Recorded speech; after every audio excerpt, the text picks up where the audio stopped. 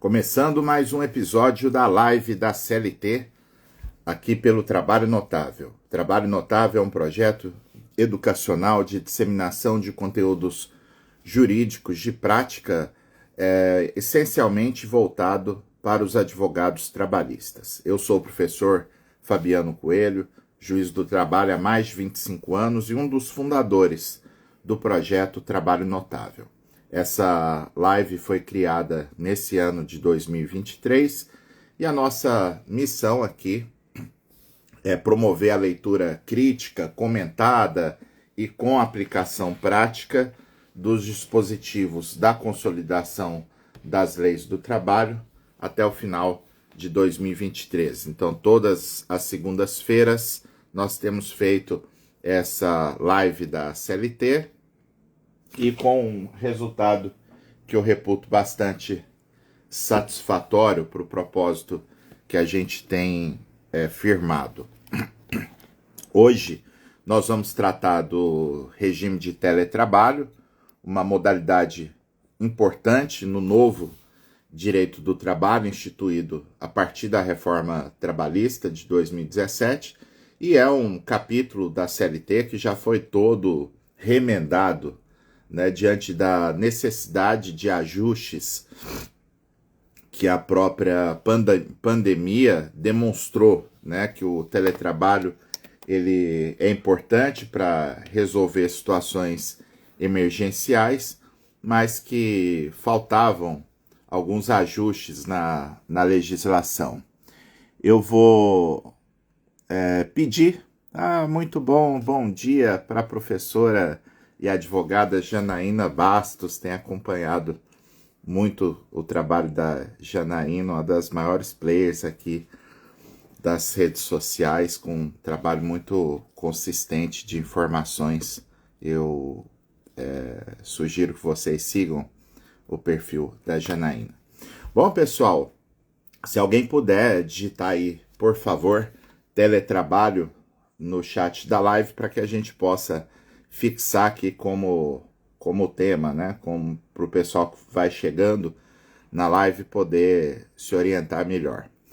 E eu tenho percebido, né, que mesmo com os remendos que foram feitos o ano passado, a regulamentação do teletrabalho ainda falta alguns ajustes que seriam importantes para a gente poder resolver problemas do dia a dia das empresas. Obrigado, Alessandro Jambers.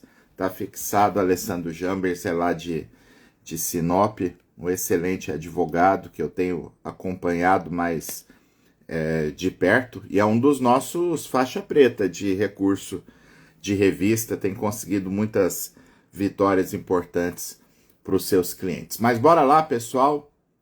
Eu estou aqui no YouTube também, sejam todos bem-vindos pelo YouTube, pelo Instagram, e vamos começar a nossa leitura crítica do artigo 75A da CLT. Aqui diz o seguinte: a prestação de serviço pelo empregado em regime de teletrabalho observará o disposto neste capítulo. Regra tranquila, né, sem maiores detalhes. A gente só lembra aqui que numa das primeiras lives que a gente fez da CLT, eu passei com vocês aqui o artigo 6º da CLT, que foi o embrião da regulamentação do teletrabalho, né? Porque o artigo 6º é o dispositivo que diz que equipara-se para fins de configuração da relação de emprego aos regimes tradicionais de controle os regimes telemáticos, né? Então, ali no artigo 6º, alguns anos atrás, houve esse registro que era importante na época, por quê? Porque se discutia, alguns anos atrás,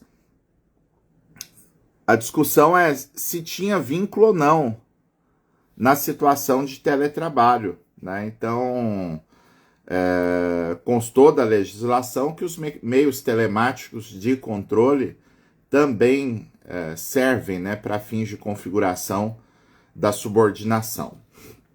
O artigo 75b faz a conceituação e traz regras importantes para o teletrabalho.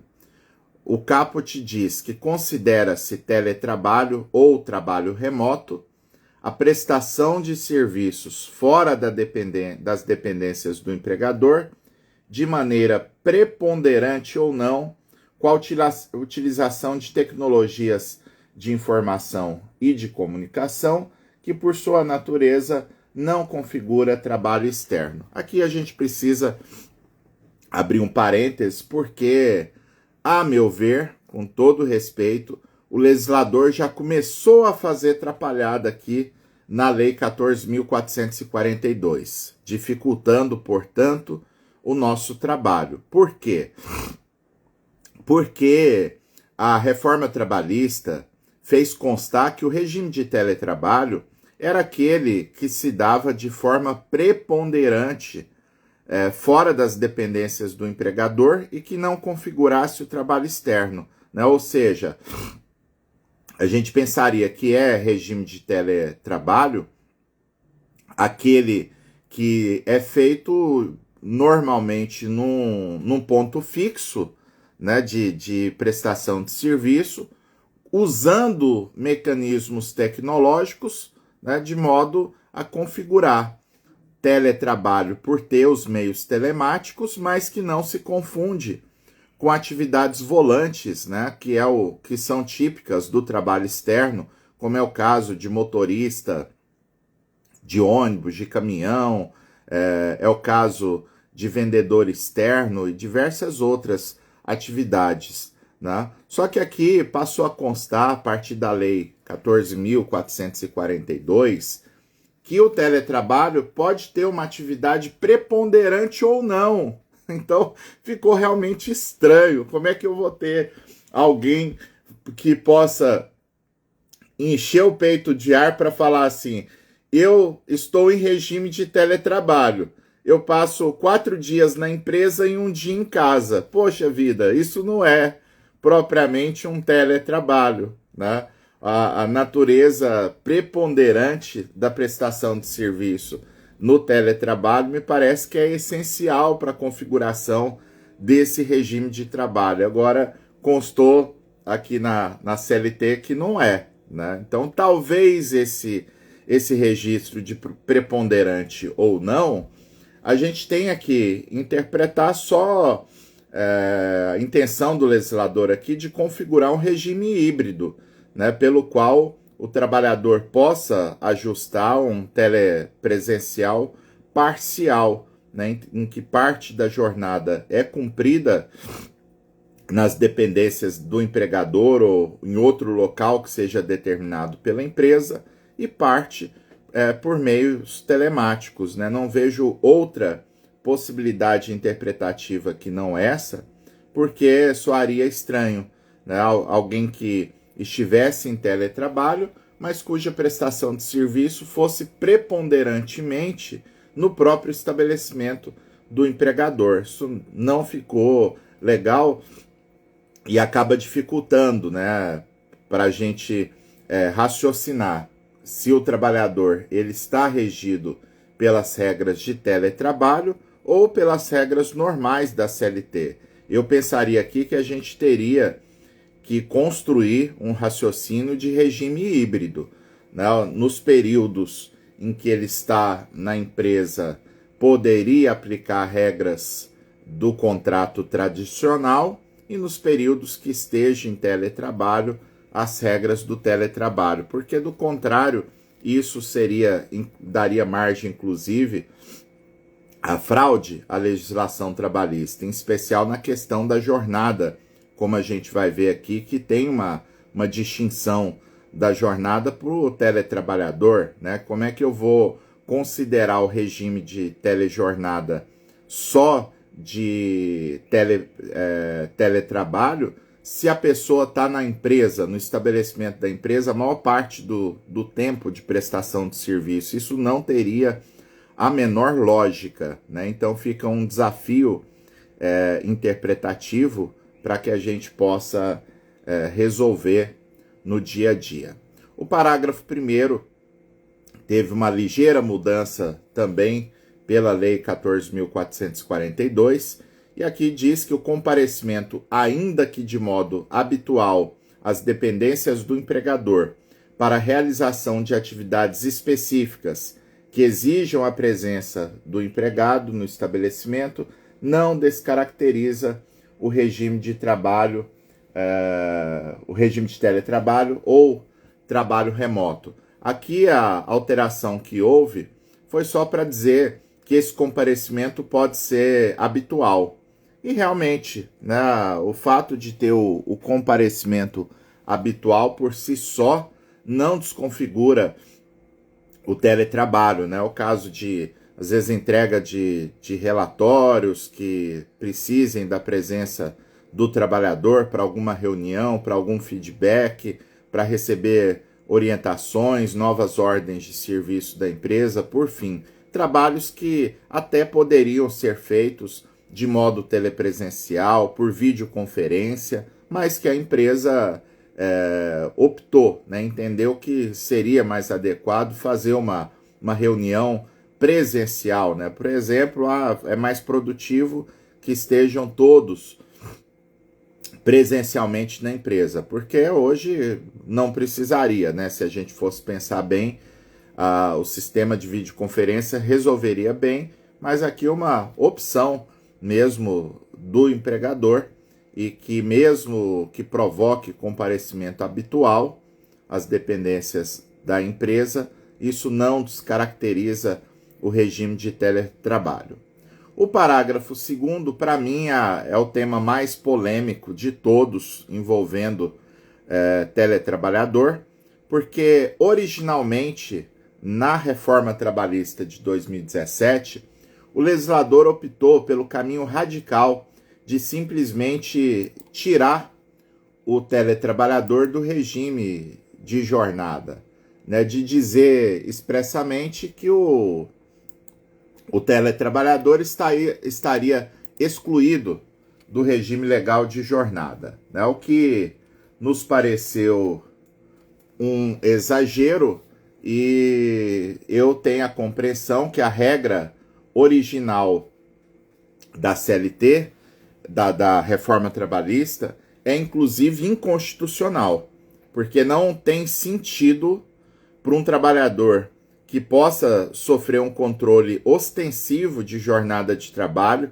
já que pelo teletrabalho é possível instalar dispositivos de controle de acesso, de uso do computador para ferir a jornada. Então a jornada é passível de ser controlada, ainda que o empregador não queira controlar, mas aí é uma opção da empresa não controlar jornada no teletrabalho. Me parece que seria inconstitucional, né, você negar o regime legal de limitação de jornada, de pagamento de hora extra, só pelo fato de que a prestação de serviço está sendo feita fora do estabelecimento da empresa. O legislador quis fazer um remendo e, para mim, continuou numa situação flagrante de inconstitucionalidade, e agora uma inconstitucionalidade dupla, por ferir direitos básicos do trabalhador do artigo 7º da Constituição, em especial a limitação de regime de jornada e pagamento de hora extra, e também fere claramente o princípio da isonomia. O legislador passou a constar na CLT que o empregado submetido ao regime de teletrabalho ou trabalho remoto poderá prestar serviços por jornada ou por produção ou tarefa. E a gente viu aqui na aula passada, creio eu, ou duas lives passadas, melhor dizendo, a regra do artigo 62 da CLT, que exclui a aplicação do regime legal de jornada aos empregados em regime de teletrabalho que prestam serviço por produção ou tarefa. Então, aqui criou-se uma regra que a meu ver, que rompe o princípio constitucional da isonomia. Se o trabalhador estiver prestando serviço por produção ou tarefa, que é, na verdade, produção ou tarefa, trata-se de um regime remuneratório. Não se confunde com o regime de jornada. Essa parece que é a grande confusão, o equívoco cometido pelo legislador. Né? Se eu quero estipular que o trabalhador está prestando serviço por jornada ou por produção ou tarefa, isso é mecanismo de definição de remuneração. Isso não tem nada a ver com a jornada de trabalho, porque acaba que, da forma como se coloca aqui na legislação, se eu for levar ao pé da letra, basta que a empresa institua uma remuneração por produção e mesmo que a jornada possa ser ostensivamente controlada, o trabalhador não vai ter direito a horas extras. Isso fere o princípio da isonomia, por quê? Porque eu estou adotando um critério ilegítimo para a definição de quem vai, quem não vai ter direito a receber horas extras na empresa. O que importa aqui, o parâmetro que deve servir de norte, a meu sentir, é saber se, de fato, tem ou não tem controle de jornada. Esse é o parâmetro. Ou melhor dizendo, não é nem saber se tem controle.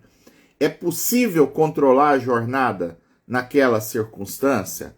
Né? Porque a empresa, o fato dela optar por não controlar a jornada, isso não enquadra, a meu ver, o trabalhador no artigo 62. Porque a empresa não tem a liberdade de aplicar ou não aplicar o direito do trabalho. Né? Seria nesse sentido, mas, de todo modo, os advogados que tenham ações desse tipo, né? Tem ação de cliente que trabalha horas extras no regime de teletrabalho, o advogado vai ter um trabalhinho adicional.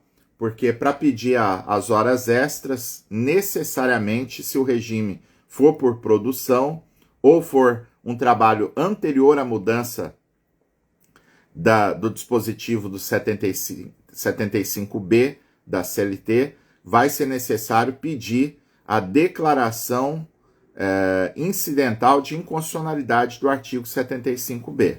Não tem outro jeito para pedir as horas extras, porque o juiz realmente vai ter que afastar a incidência do artigo 75B para reconhecer o direito às horas extras desse teletrabalhador.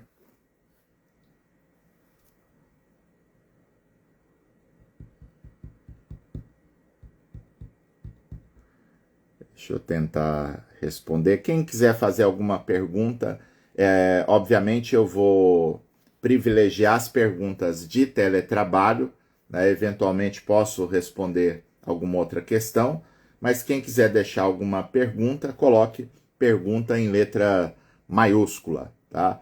O Adilson Viana pergunta quanto tempo tem o empregado para pedir demissão numa situação da empresa que está pagando após o 5º dia útil. Não tem um prazo. O que acontece aí, Adilson, amigos e amigas que estão aqui, é que, na verdade, a rescisão indireta ela não configura por um descumprimento meramente pontual da legislação. Né? Então, se a empresa atrasou poucos dias no salário, 2 meses, isso pode gerar algum transtorno para o empregado, mas é irrelevante para que configure a rescisão indireta. Eu preciso ter uma situação que o juiz verifique, não, agora realmente está insuportável o trabalhador permanecer nesse contrato de trabalho. E aí, sinceramente, não tem uma receita de bolo. Né? O trabalhador procura o advogado e o advogado deve verificar, né, caso a caso, se já há uma situação de atraso contínuo, né, que permita defender a tese de rescisão indireta na Justiça do Trabalho. Porque aí depende de uma série de circunstâncias. Né? Porque tem empresa, por exemplo, que por uma má leitura da lei paga todo dia 10, né? Então, essa é uma situação de descumprimento da lei, mas o empregado ainda está tendo uma previsibilidade acerca do pagamento do salário e é um atraso de poucos dias. Eu não posso comparar essa situação com uma empresa que está atrasando 15, 20 dias no pagamento de salário, né? Então tudo depende de todas as circunstâncias para verificar se configura ou não a rescisão indireta. Bom dia para Tânia de Santos, para Silvia Lenze de São Paulo, professor Frederico Guilherme, lá de Vitória de Santo Antão, seja bem-vindo, querido amigo. Veja aqui Geraldo Souza, Gustavo Abrantes. O Edilson comentou aqui que é administrador de empresa e tem dúvidas diárias. Realmente é complicado, né? Se para o advogado, para o próprio juiz, já é bem difícil interpretar diversos dispositivos da CLT, para quem está lá na ponta, né? Para o empregado, para o empregador, para o gestor de RH, para o administrador, realmente é complicado. Bom dia, Andréa Pavanda, aqui de Goiânia. Bom dia, querida Karen Andressa, que eu pude conhecer pessoalmente semana passada. Pessoal do Rio que está por aqui, Rodrigo Sá, Ana Pimentel, e também vi por aqui quem mais? Ana Carolina Cabral. Vamos prosseguir aqui. Deixa eu só achar.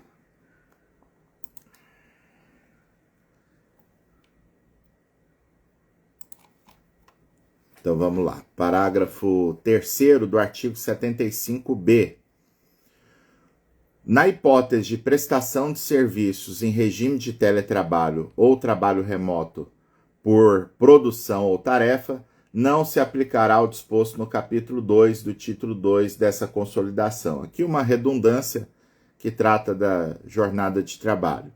Parágrafo 4º. O regime de teletrabalho ou trabalho remoto não se confunde nem se equipara à ocupação de operador de telemarketing ou de teleatendimento. O operador de telemarketing ele não tem uma lei que regulamente a atividade, mas tem diversas regras que devem ser cumpridas, previstas na NR 17 do Ministério do Trabalho. Essa NR trata de ergonomia no local de trabalho, é uma norma de saúde e segurança do trabalhador, e o telemarketing é um regime específico de trabalho que pode se dar tanto no estabelecimento do empregador, como a empresa pode montar também um call center, né? Um estabelecimento que sirva apenas para acolher os teleoperadores, né? É um regime especial, vocês têm que ficar atentos, né? Quando o cliente chega no escritório e conta que ele trabalha em telemarketing, né, que ele intermediava as atividades de acesso ao computador com atendimento de telefone. O que tem de relevância, vocês têm que buscar conhecer a NR 17, é o fato de que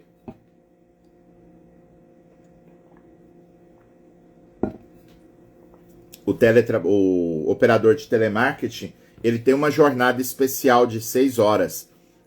A jurisprudência vacilou um pouco sobre isso, mas hoje é pacífico, que a jornada do operador de telemarketing é a mesma jornada prevista para o telefonista na CLT e vai aplicar alguns intervalos especiais que estão previstos só lá na NR 17. Quais são os intervalos lá da NR 17? Primeiro, se o empregado trabalha até 4 horas por dia, a gente sabe que ele não tem direito a intervalo, né? Isso a gente viu na live passada aqui da CLT. Só que se for teletrabalhador, ele tem direito a uma pausa de 10 minutos. Está lá na NR 17. Aquele intervalo para quem tem jornada acima de 4 horas até 6 horas, pela CLT, o intervalo é de 15 minutos. Agora, já pela NR 17, esse intervalo vai ser de 20 minutos, tá? Então, um intervalo diferente, 20 minutos para repouso e alimentação, e tem mais 2 intervalos, 2 pausas de 10 minutos para fins de prevenção à fadiga. Então, são pausas para ginástica laboral, outras atividades acessórias. Esses intervalos, o intervalo de 20 minutos para repouso e alimentação, ele não será computado na jornada total do empregado. Então, se for para cumprir esse intervalo, o empregado que fica lá na empresa, ele vai ficar 6 horas e 20 minutos na sua jornada, mas 20 minutos são exatamente gastos, né, nessa situação do intervalo entre a jornada. Agora, as 2 pausas de 10 minutos, elas são computadas como tempo de serviço efetivo. Então, na prática, o empregado em telemarketing, ele vai trabalhar 5 horas e 40 minutos e completa as 6 horas com as 2 pausas de prevenção à fadiga a que tem direito pela NR17. Se a empresa não concede essas pausas adicionais, caberia o pagamento desse intervalo suprimido numa reclamação trabalhista. E tem outra pausa, outras 2 pausas que são relevantes lá para o operador de telemarketing. Primeiro, que diz lá que ele tem direito às pausas que se façam necessárias para uso de instalações sanitárias, né? Então, as necessidades fisiológicas do empregado, isso é tão óbvio, mas como começou a aparecer muitas ações na Justiça do Trabalho em que call center limita banheiro para empregados, né? Então, nesse tipo de situação, o Ministério do Trabalho resolveu colocar lá na NR que existe um direito ao uso de instalações sanitárias e que esse não se confunde com os intervalos de repouso e alimentação. O TST tem uma jurisprudência, inclusive, bem robusta, bem firme, no sentido de que cabe indenização por dano moral quando o empregado de telemarketing ele fique impedido ou tenha limitação ao uso de banheiro por parte do seu empregador. Isso configura dano moral e, naturalmente, a gente vai ver as circunstâncias para ver se, no caso concreto, foi mais ou menos grave o sofrimento do trabalhador.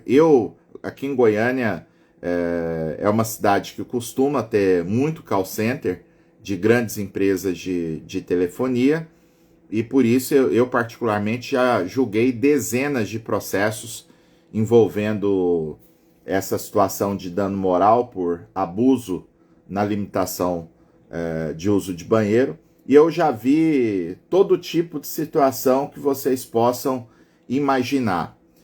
Já julguei, por exemplo, o caso de empregada grávida que fez prova que ela chegou a fazer xixi no local de trabalho, né? Porque o chefe não tinha que pedir autorização para o chefe para ir no banheiro, e naquele dia o chefe restringiu, disse que não poderia ir de jeito nenhum, e a pessoa acabou fazendo as necessidades fisiológicas dela na própria estação de trabalho. Uma situação realmente humilhante, né? E isso a gente vai levar para dosar uma indenização maior.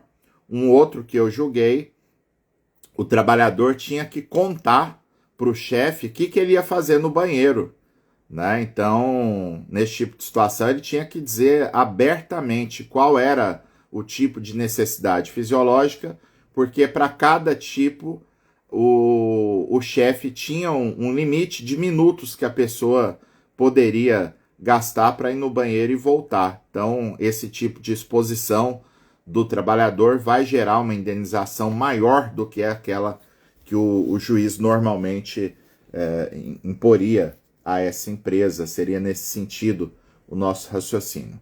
Um bom dia para a Paula Sodero, que está por aqui, muito bom vê-la por aqui. A Paula é aluna nossa do curso de recurso de revista, a Regiane Ribeiro, daqui de Goiânia, foi minha aluna na pós, a Carla Manila, que é advogada aqui em Goiás, seja bem-vinda também. Vejo aqui um grande amigo, Márcio Paris, que é advogado lá em Canarana, no interior de Mato Grosso, seja bem-vindo aqui também à live. Deixa eu ver aqui, quem mais está por aqui? Muito bom a gente começar a semana juntos e estudando.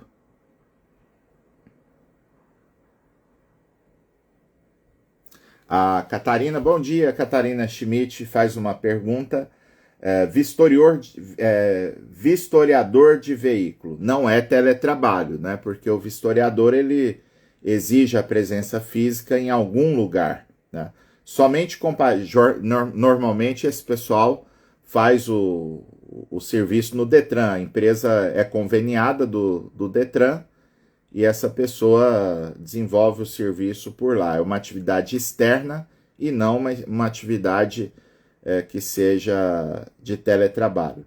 Então a Catarina pergunta, somente comparece na empresa uma vez por semana, mas nos relatórios de vistorias constam horas extras. Também teria direito a hora extra?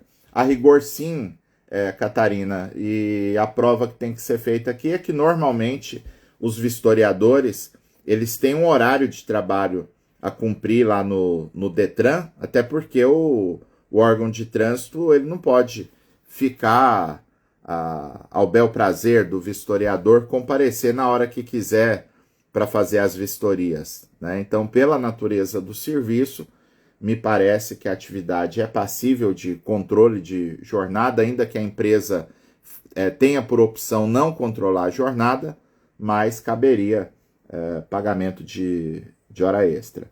O Christian faz uma pergunta aqui, Christian Inácio, bom dia, Christian. Se cabe banco de horas no teletrabalho, não vejo problema nenhum, né? O teletrabalhador, as regras gerais de negociação coletiva ou mesmo do direito do trabalho aplicam para ele e poderia fazer banco de horas, não vejo problema algum quanto a isso.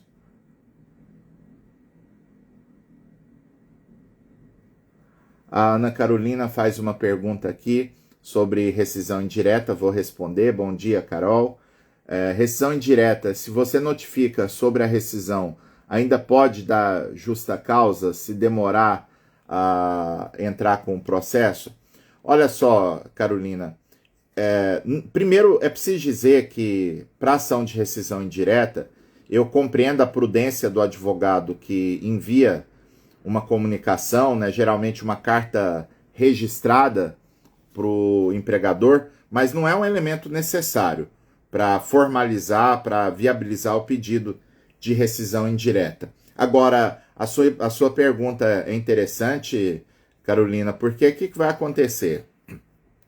Independente de ter enviado ou não a comunicação por escrito, o que importa aqui é o empregado fazer a prova da falta grave patronal. Esse é o ponto, né? O ônus da prova é do empregado. Mas aí tem uma diferença, tá, Carol? A empresa que é notificada pelo trabalhador, a notificação dizendo, estou interrompendo a prestação de serviço porque vou ajuizar uma reclamação na Justiça do Trabalho, haja vista que eu considero que está rompido o contrato aqui por motivo de rescisão indireta, em razão das faltas praticadas pelo empregador. Enfim, o empregado formalizou uma comunicação para a empresa do motivo pelo qual ele não vai mais trabalhar. Se a empresa, mesmo após a comunicação, aplica uma justa causa de abandono de emprego, né?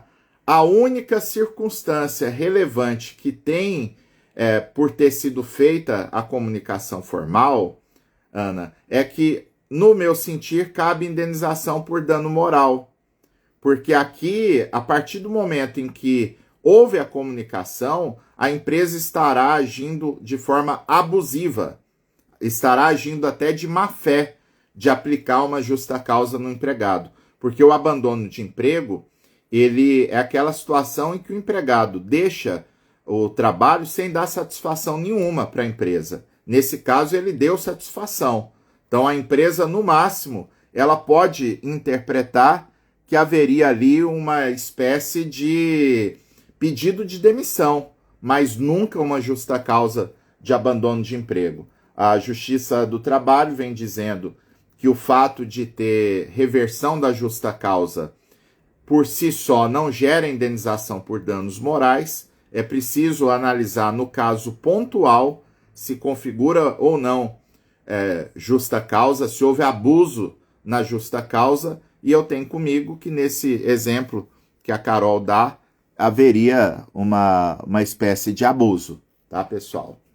Bom dia para o Júlio Quaresma, que está lá em Santa Catarina, Maísa Greg por aqui também, a Maísa estava comigo na aula de acidente de trabalho anteontem, Soraya Faltim por aqui, minha amiga, foi minha aluna também, Vicky Passos, lá de Brasília, o Aderson está por aqui também, bom dia, Aderson. O Aderson lembra que isso mesmo, a NR17 fala de assédio moral, esse item 2, anexo 2 da NR17, que trata do operador de telemarketing, ele tem uma lista muito importante que pode servir de norte para caracterização de assédio moral. Muito boa lembrança. Vamos seguir aqui. Parágrafo 5º. O tempo de uso de equipamentos tecnológicos e de infraestrutura necessária, bem como de softwares, de ferramentas digitais ou de aplicações da internet utilizadas para o teletrabalho, fora da jornada de trabalho normal do empregado, não constitui tempo à disposição ou regime de prontidão ou de sobreaviso, exceto se houver previsão em acordo individual ou em acordo ou convenção coletiva de trabalho. Pessoal, esse dispositivo aqui, ele merece uma leitura constitucionalmente adequada, porque aqui em síntese, o que está dizendo? O uso de aplicativos ou de equipamentos tecnológicos fora da jornada, por si só, não configura tempo à disposição do empregador.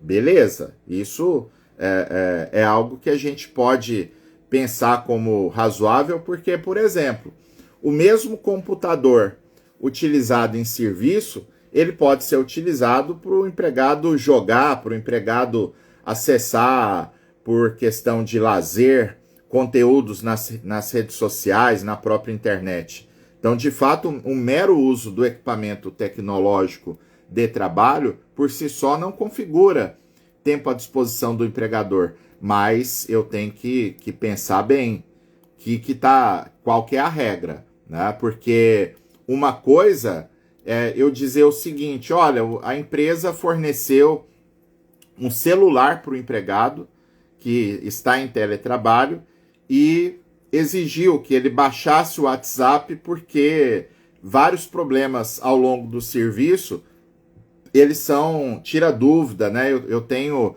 atividade feita ali por meio de WhatsApp. Beleza, né? Então, o empregado que usa esse celular da empresa fora do horário de trabalho para acessar o WhatsApp por questão de diversão, de interação com familiares, com amigos, é óbvio que isso não vai implicar em tempo à disposição do empregador. Mas imagina aquela situação que a empresa dê a ordem para o empregado, falou, você tem que ficar com o celular ligado e ficar atento no seu WhatsApp, porque mesmo fora do seu horário de trabalho, a gente pode precisar tirar alguma dúvida e você é obrigado a responder de imediato. Então, pessoal, nesse tipo de situação, a empresa não tem o direito, como parece que está na lei, da empresa escolher se vai configurar ou não o tempo à disposição, né? Porque do jeito que está aqui, fica parecendo assim, a empresa pode exigir que o empregado fique de prontidão, fique de plantão lá respondendo dúvidas, realizando tarefas por WhatsApp, e se não tiver um acordo individual ou um acordo coletivo, não vai ser considerado tempo à disposição do empregador.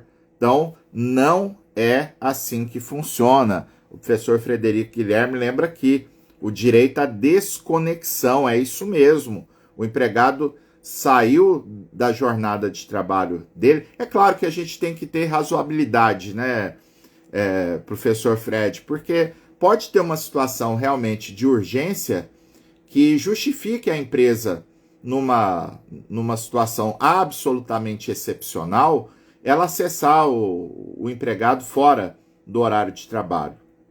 E se for assim, a empresa pode ou não computar, às vezes, o tempo que o empregado gastou para tirar aquela dúvida, para responder uma questão emergencial, foi um tempo mínimo. Aí, dentro da lógica da razoabilidade, isso seria suportável. Agora, impor que o empregado seja obrigado a responder grupo, responder mensagem de WhatsApp de chefia ou mesmo de subordinados fora do horário de trabalho, me parece que isso é tempo à disposição da empresa, sim, embora a leitura literal do dispositivo induza o raciocínio contrário. Parágrafo 6º, fica permitida a adoção de regime de teletrabalho ou trabalho remoto para estagiários ou aprendizes. Aqui se resolveu uma polêmica que a gente teve na pandemia, né, que não tinha lei sobre isso, mas é evidente que estagiários ou aprendizes podem desenvolver atividade em teletrabalho.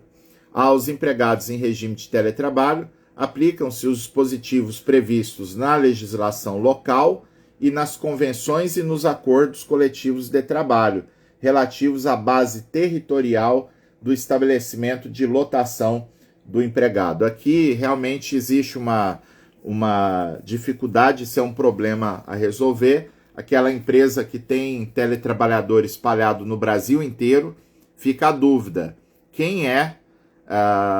qual a base de enquadramento sindical desse empregado? Ele está ligado ao sindicato do local onde ele reside e presta serviço por meio do teletrabalho, ou o local da filial a qual ele esteja vinculado. E aqui me parece que o caminho adotado pelo legislador é um caminho adequado, né, de vincular o trabalhador às normas coletivas do local da filial a que ele esteja vinculado. É claro que aí a gente pode ter discussões, né, que a empresa estaria burlando a legislação, a empresa pode usar de contratar empregados teletrabalhadores numa localidade em que o sindicato seja mais fraco, que a norma coletiva seja menos vantajosa para o trabalhador. Isso realmente pode acontecer, né? Mas é um critério objetivo aqui para tentar dar segurança jurídica diante dessa situação. O parágrafo 8º do artigo 75b indica que, ao contrato de trabalho do empregado admitido no Brasil que optar pela realização de teletrabalho fora do território nacional, aplica-se a legislação trabalhista, excetuadas as disposições constantes do artigo 7.064 de 82, salvo disposição em contrário estipulada entre as partes.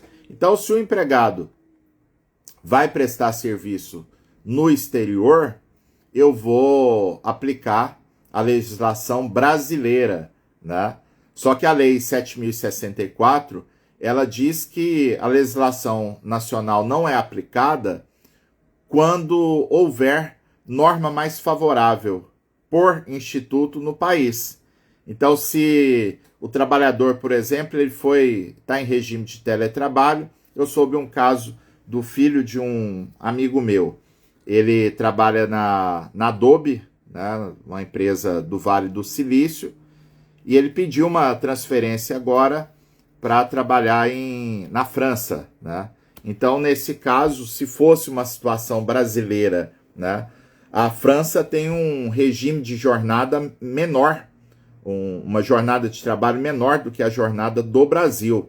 Então, eu aplicaria o capítulo de jornada da França, excluindo a legislação nacional. Essa é a lógica da lei 7.064. Para cada instituto, eu vou ter que confrontar a lei do local da prestação de serviço, do país para onde foi transferido o empregado com a legislação brasileira e aquela que no todo for mais favorável para aquele instituto jurídico, eu aplico a legislação brasileira ou a legislação estrangeira. Aqui, conforme consta da regulamentação de teletrabalho, pode ter um acordo individual entre as partes, excluindo a aplicação da lei estrangeira, né? Então, seria uma ressalva à Lei 7.064.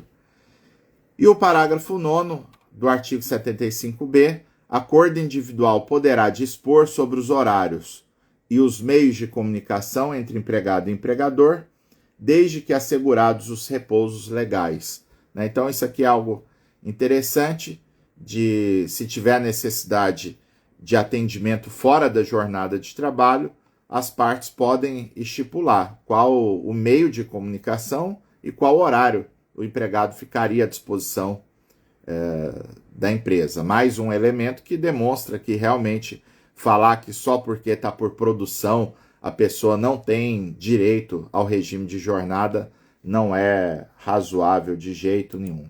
Deixa eu puxar alguma pergunta aqui, a gente vai intercalando, mas eu vou ter que dar uma aceleradinha aqui na reta final para a gente não passar muito de 1 hora. O Rafael pergunta, Antoine, cabe adicional de insalubridade para trabalhador exposto ao calor por raios solares? Essa matéria, ela hoje está em discussão, Rafael, porque cabe nos termos da OJ 173 da SDI 1, né? Não cabe pela exposição a raios solares, porque isso não é, o raio solar não é um agente nocivo identificado pela NR17, mas caberia pelo calor produzido pelos raios solares. O problema é que em 2019 houve uma mudança da NR19 no anexo de calor para dizer que só considera insalubridade a fonte artificial de calor. Então, se eu for na literalidade da NR17, não cabe mais insalubridade por calor decorrente de exposição a raios solares. Eu, particularmente, tenho a compreensão, mas isso vai ser discutido nos tribunais. Eu tenho a compreensão, tá, Rafael, que é inconstitucional essa distinção, porque o que importa aqui, o inciso 22 do artigo 7º da Constituição, diz da redução dos riscos inerentes ao trabalho por meio das normas de saúde e segurança. Então, o que importa aqui é defender a saúde do trabalhador.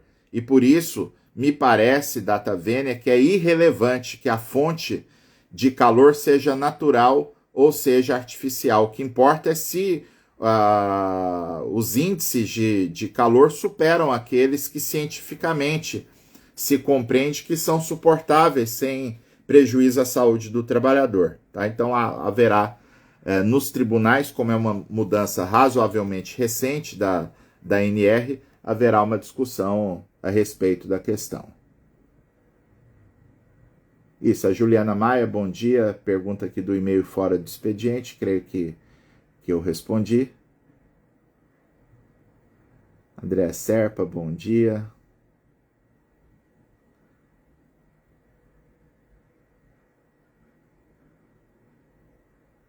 O Alessandro falando aqui de caso de dano moral também.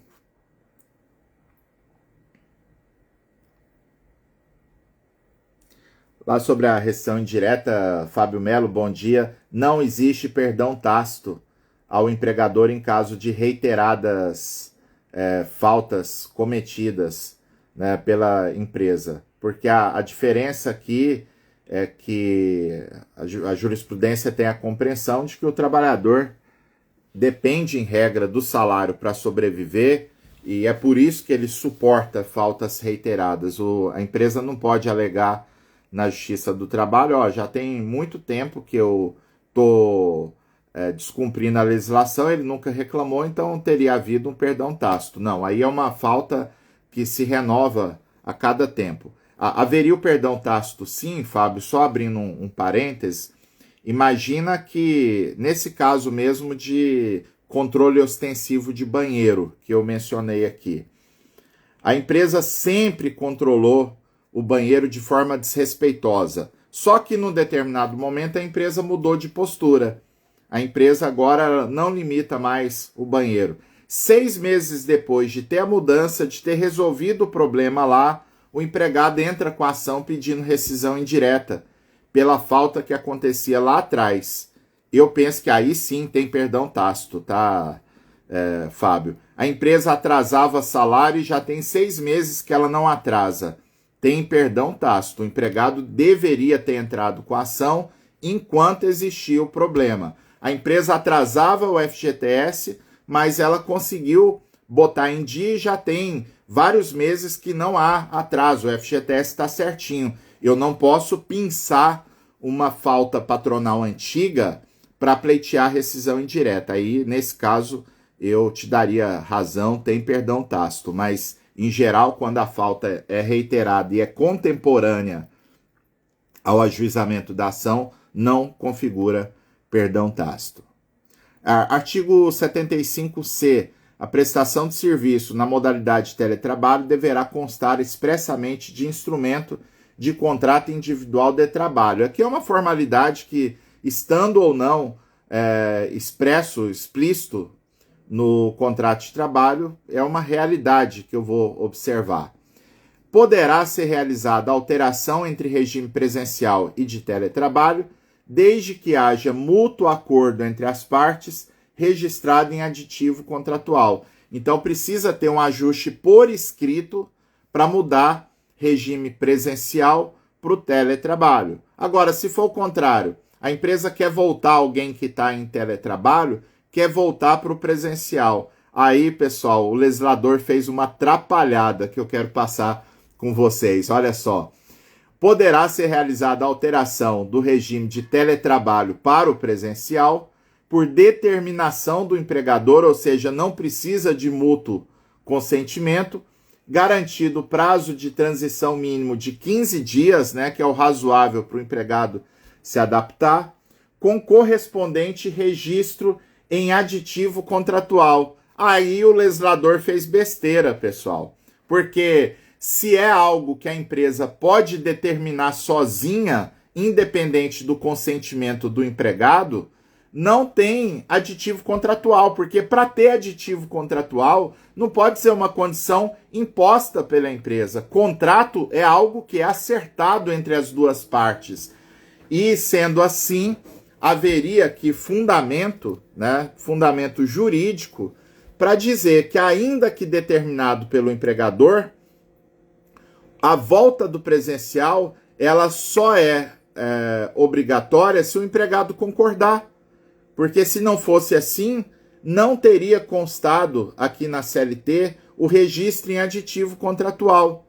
Então é uma disposição que eu compreendo, o legislador quis resolver aqui necessidades imperiosas da empresa de retorno do trabalhador para o presencial, mas fez besteira.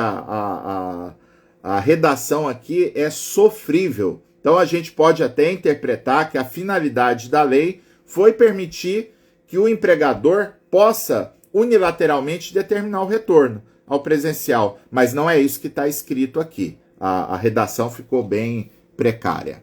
E consta que o empregador não será responsável pelas despesas resultantes do retorno ao trabalho presencial, na hipótese do empregado optar pela realização de teletrabalho ou trabalho remoto fora da localidade prevista no contrato, salvo disposição em contrário estipulado entre as partes. Dá um exemplo aqui, recentemente o TST deu uma decisão, o empregado pleiteou regime de teletrabalho, salvo engano era empregado do Banco do Brasil, se não me engano, porque em razão da doença do filho, o único tratamento que tinha, que seria mais eficiente, era feito na Inglaterra, e por isso o trabalhador solicitou que houvesse a migração para o regime de teletrabalho para atender essa demanda familiar. A empresa recusou, o empregado entrou com ação na Justiça do Trabalho. O TST reconheceu, com base na própria proteção integral à criança e ao adolescente, a proteção constitucional à família, deferiu o regime de teletrabalho. Então, nesse caso, o empregado está indo por um interesse próprio, né, para o exterior. Quando ele tiver que voltar, realmente a empresa não é obrigada a arcar com as despesas de retorno dele, se foi uma mera opção dele, né? Então, se não tiver nada estipulado no contrato que a empresa seja obrigada a custear essas despesas, o empregado é quem vai arcar com tudo sozinho. 75D. As disposições relativas à responsabilidade pela aquisição, manutenção ou fornecimento dos equipamentos tecnológicos e da infraestrutura necessária e adequada à prestação do trabalho remoto, bem como ao reembolso de despesas arcadas pelo empregado, serão previstas em contrato escrito. As utilidades mencionadas no caput desse artigo não integram a remuneração do empregado. Então, pessoal, tudo quanto é despesa que o empregado tenha com a prestação de serviço, internet, energia elétrica, a mesa adequada, né, a cadeira adequada, o computador, né, o monitor, tudo o que ele precisa para fazer o teletrabalho deve ser estipulado num contrato por escrito como será a aquisição, como será o reembolso das despesas por parte da empresa. Agora, se não tiver essa previsão contratual, o que vai acontecer?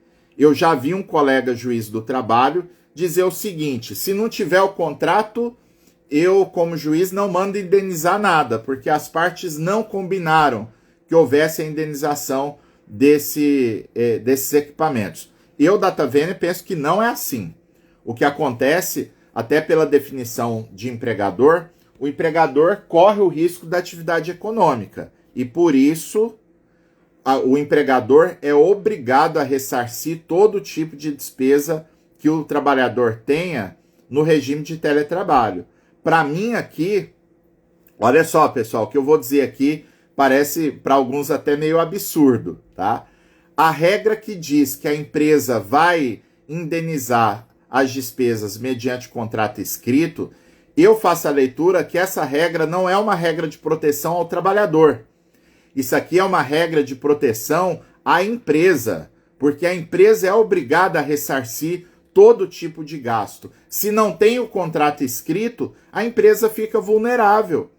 Que o empregado vai para a justiça dizendo: olha, eu tive que comprar esse equipamento, eu tive que fazer uma assinatura de internet, né? Então, vamos dar um exemplo aqui. Internet hoje tem de tudo quanto é preço que vocês possam imaginar, né? Então, a empresa analisou o mercado e a operadora de telefonia oferece um plano de R$ 29,90 que atende muito bem aquela necessidade de internet para aquele teletrabalhador. Mas no momento em que a empresa não define em contrato escrito qual seria o gasto, o limite, o valor que a empresa vai indenizar, vai fornecer, o empregado faz uma assinatura de uma internet de 200, de 300 reais e vai pedir o ressarcimento na justiça depois, com uma chance muito grande de obter êxito nesse processo judicial. A mesma coisa, equipamento, a empresa define lá: eu vou fazer uma aquisição de notebook com tal configuração, eu vou ressarcir a aquisição de um notebook que tenha essa configuração. O empregado compra um notebook top aí de 8, 9, 10 mil reais, a empresa pode ser obrigada a indenizar, porque se não teve combinação, ela não estipulou qual era o limite, qual que era a regra de despesas. O juiz pode até buscar ali o meio do caminho, se entender que o empregado também abusou, que ele não precisava daquilo tudo, mas a empresa fica vulnerável nesse tipo de situação. E o artigo 75E é muito importante. O 75E trata de saúde do trabalhador.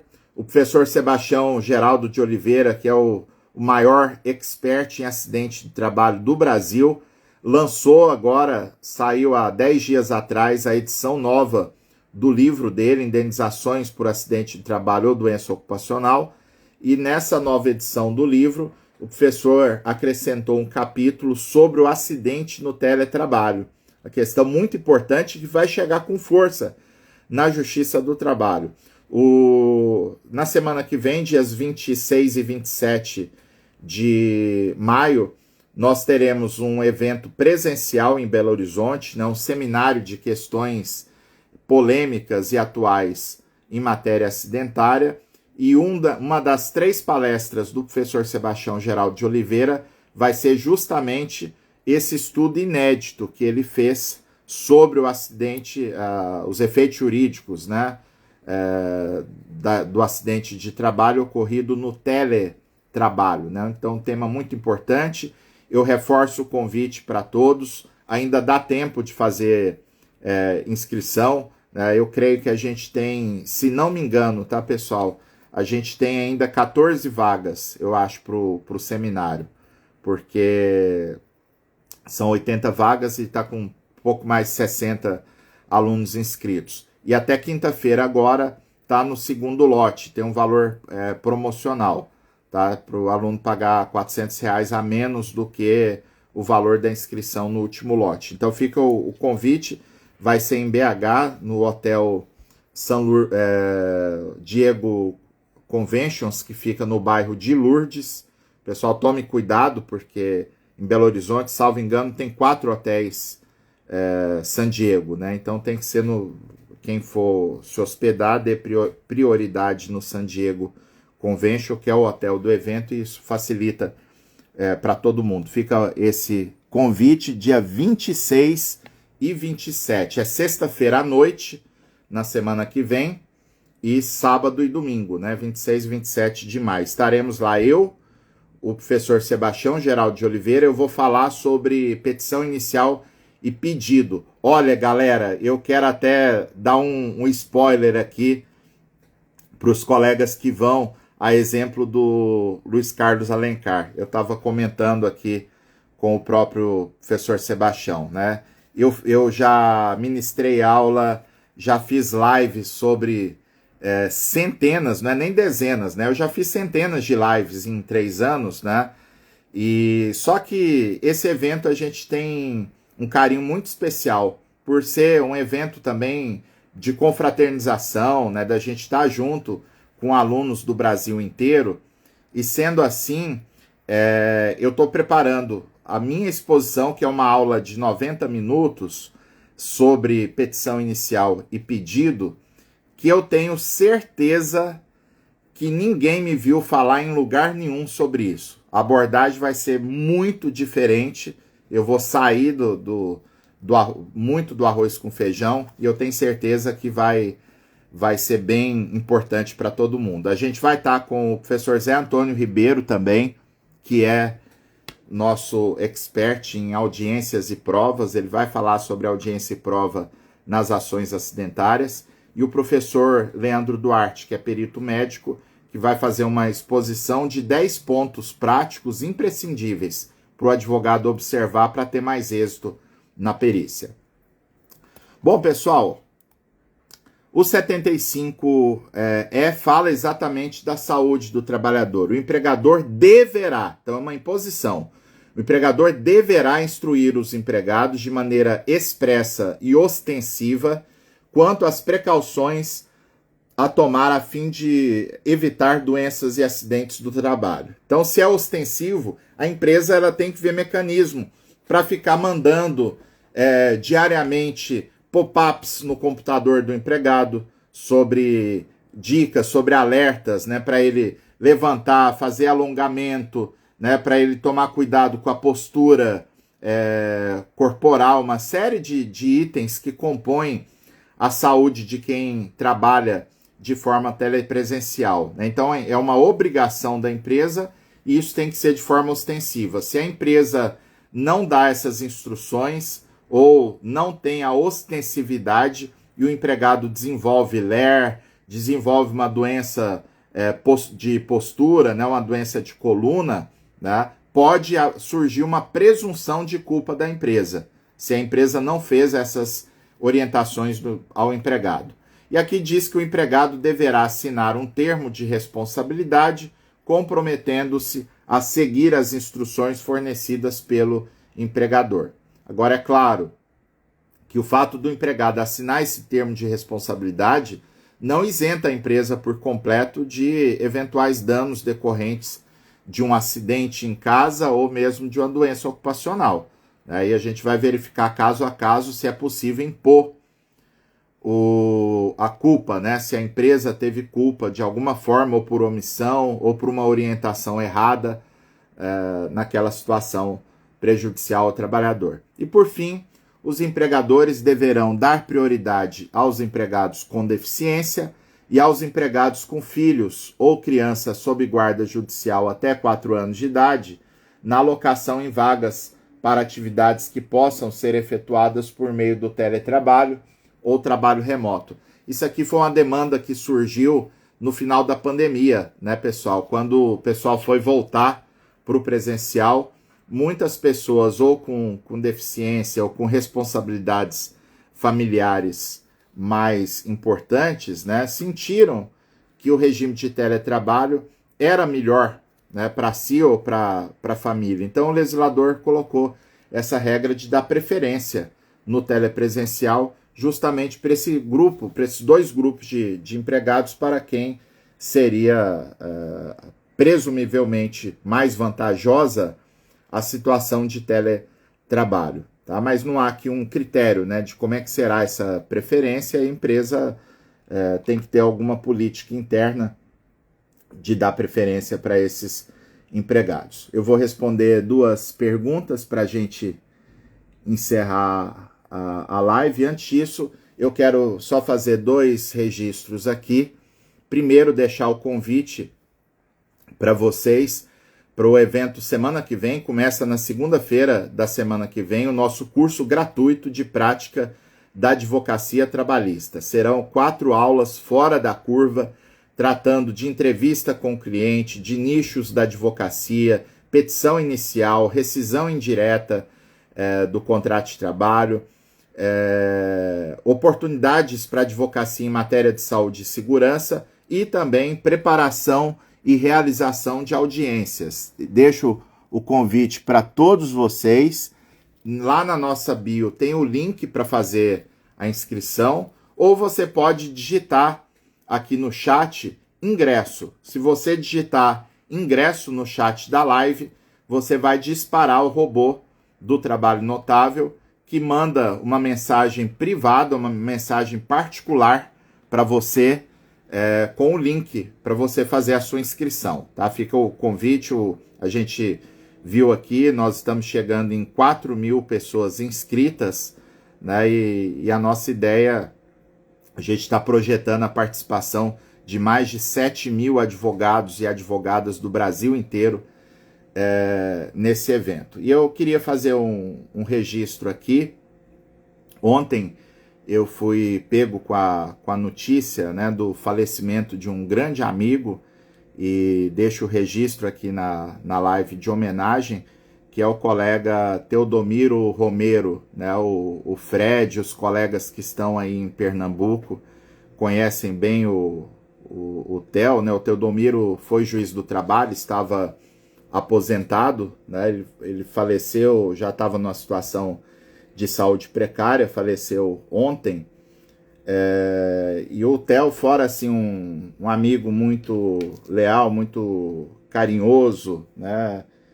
Ele tem uma importância muito grande para a história do Brasil, que aos 18 anos o Teodomiro foi o primeiro e único civil condenado, sentenciado em pena de morte durante o regime militar, né? Então ele, numa situação lá, ele participou da guerrilha armada, né?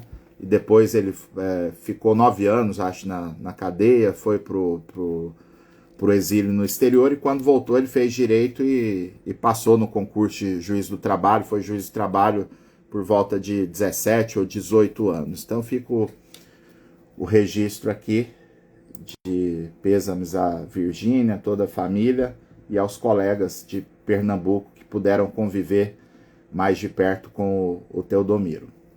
Um registro aqui, um abraço para o professor Renato, que está por aqui, tem acompanhado o trabalho nas redes sociais também.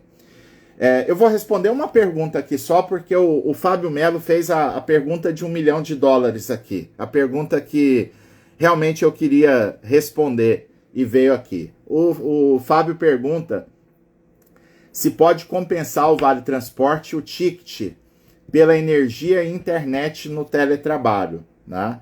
Então aqui eu penso que a gente tem que separar as duas situações, tá, Fábio? O Vale Transporte, a empresa, eu tenho a convicção de que a empresa não é obrigada a fornecer ao teletrabalhador. Se houver a migração do empregado do regime presencial por teletrabalho, pode suprimir o fornecimento de Vale Transporte, salvo, naturalmente, se é aquela situação em que a empresa exige comparecimento em alguns dias do empregado no local de trabalho. Aí tem que custear o Vale Transporte para esses deslocamentos. Agora, se é um serviço feito 100% telepresencial, não precisa fornecer o Vale Transporte, né? Ah, mas eu posso botar então que nesse contrato escrito que eu vou abater, eu vou continuar fornecendo um Vale Combustível, por exemplo, ou Vale Transporte em troca da energia. Eu não faria isso, porque acho que pode gerar discussões judiciais, a empresa fica vulnerável, né? Mas eu entendo que é razoável esse tipo de ajuste, se eu parto da premissa, né, Fábio, que a empresa não é obrigada a fornecer o Vale Transporte, né? Então, eu particularmente não vejo mal nenhum. O problema que existe aí é que você está trocando algo que seria obrigatório, que é a indenização da energia, por algo que não é obrigatório, que é o Vale Transporte. Então, isso é onde a empresa pode ficar vulnerável. Agora, em relação ao ticket alimentação, respeitando naturalmente todas as posições em sentido contrário, eu penso que a empresa é obrigada a fornecer o ticket alimentação. Não há respaldo, não há fundamento jurídico para a empresa diferenciar o fornecimento de vale alimentação apenas pelo fato de que o empregado está em teletrabalho. Ah, mas ele está em casa, ele vai comer em casa, tá? Ele vai comer em casa, mas ele vai comer, ele vai ter despesa. Aquele empregado que trabalha no estabelecimento da empresa, ele pode, muito bem, muitos fazem assim, em lugar de comer em restaurante para ter uma despesa menor, o empregado compra alimentos, faz sua refeição e leva a comida de casa, né? Então, para mim, não há motivo jurídico, não há respaldo para se fazer essa distinção no fornecimento do Vale Alimentação. Essa dica, ela aconteceu, essa dúvida surgiu durante o período da pandemia, em que houve forte uso de teletrabalho, e me parece que é um critério razoável para a gente adotar aqui. Naturalmente, eu posso mudar algumas situações, como, por exemplo, né, o empregado, ele no local de trabalho, ele tinha insalubridade. Agora que ele passou para o teletrabalho, a rigor na casa dele não vai ter uma condição insalubre. Então, esse tipo de situação eu posso também suprimir o pagamento do adicional de insalubridade, porque é um chamado salário condicional. Eu só pago a insalubridade se e enquanto o empregado estiver submetido àquela condição adversa de prestação de serviço, né? Então, essas as considerações que eu gostaria de fazer. Hoje, quero deixar aqui o convite também para a live que a gente vai ter hoje às 19 horas, que é a live do TST, né, a live de atualização jurisprudencial, que eu acabei a pedido de vários colegas. Eu deixei de fazer a live ontem em razão do Dia das Mães, né? O pessoal estava engajado com essa questão de compromisso familiar. Então hoje, 19 horas, nós temos um encontro marcado aqui no YouTube e no Instagram do Trabalho Notável. Tenham todos um dia e principalmente uma semana muito produtiva e muito abençoada. Obrigado pela presença de todos.